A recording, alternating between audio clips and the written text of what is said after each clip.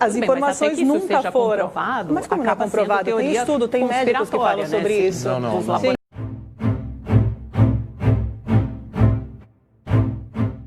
Silvia, Amanda, quem vai? Pode ir, Okay. Não, eu acho que eu estava olhando um pouquinho para a curva de mortes, porque normalmente a gente sabe, obviamente, que os casos aumentaram muito na Europa e nos Estados Unidos, no hemisfério norte, tem a questão da sazonalidade, do inverno, as pessoas estão mais aglomeradas, vários países europeus voltaram a adotar medidas restritivas, alguns não medidas tão restritivas como na primeira onda, mas em menor ou maior grau medidas restritivas. Essa, obviamente, a atuação, é decisão de cada chefe de Estado, que é assessorado por epidemiologistas, por infectologistas renomados.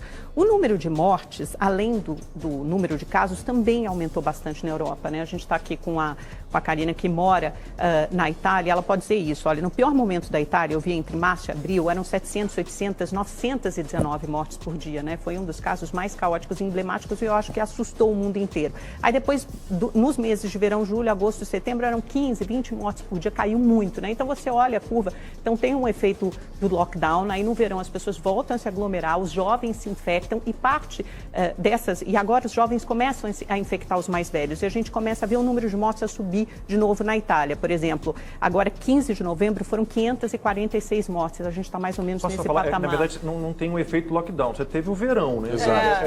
Você teve o verão, mas nesse verão as pessoas saíram. Sim, mas não é um efeito do lockdown, a queda no verão, é efeito porque é verão, as pessoas estão menos aglomeradas. Isso é uma discussão também, né? O inverno as pessoas estão mais dentro de casa e o ar não circula.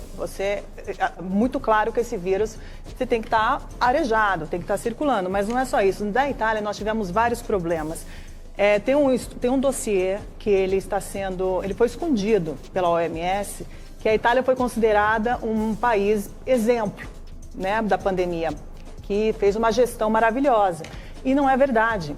O país não estava preparado para nada. Eles não tinham EPI, eles não tinham um plano de pandemia. E a sua região tem uma ligação muito íntima com a China, né? Claro, mas a Itália é completamente chinesa, no sentido que tem muitos chineses na Itália. Então, esse plano de pandemia não existia na Itália. E eles fizeram a base de cálculo pensando que o vírus estivesse circulando já nos primeiros meses de janeiro, fevereiro. E eles foram descobrir que não, que esse vírus já circulava desde outubro, setembro, até antes de 2019. Então, assim, a base de cálculo. Mas o primeiro caso registrado em Wuhan foi depois disso, né? Foi no finalzinho já de 2019. Qual? O primeiro caso de Covid. Confirmado. Confirmado, jura que sim, não? mas... Essa é aquela velha questão que a gente lembra que a China, primeiro em vez de controlar o coronavírus, foi controlar os médicos que denunciaram a ameaça, depois jornalistas que denunciaram a ameaça. A China nunca passou as informações nunca saíram do laboratório P4 de Wuhan. Os cientistas não têm, em relação à genética, a sequência genética do coronavírus, do SARS-CoV-2, ela é desfragmentada, ninguém tem a sequência 100% dela. As informações nunca foram. Comprovado, mas como não é comprovado? Tem estudo, tem médicos que falam sobre isso. Não. Cientistas, isso, como não? Veja, Amanda, assim, o que a gente tem de realidade, né? E isso mostra uma gestão epidemiológica, no mínimo, catastrófica, para ser bondoso e não classificar de criminosa. Mas de quem o senhor está falando? Você tem os primeiros casos que a gente chama de caso índice no laboratório de Wuhan, na China. Uhum. Qual foi a conduta imediata do governo chinês? Proibir os voos domésticos.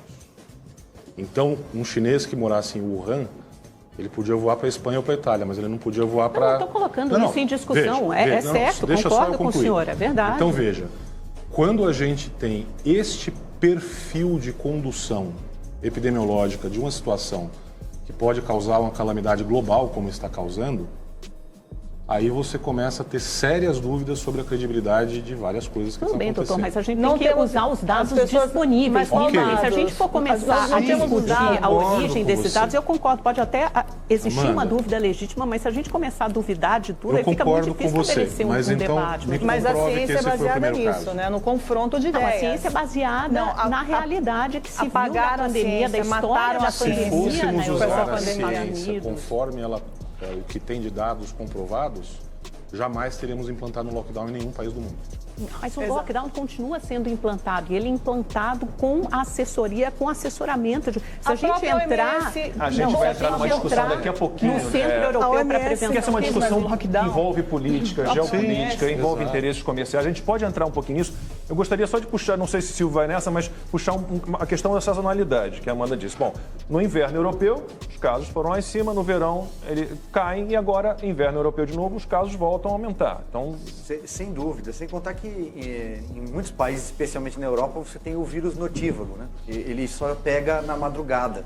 Não, e outra coisa, nos bares, nos outra coisa, o vírus que está o vírus que está circulando agora na Itália, os jovens pegam menos, o índice de letalidade inclusive eles só morrem menos.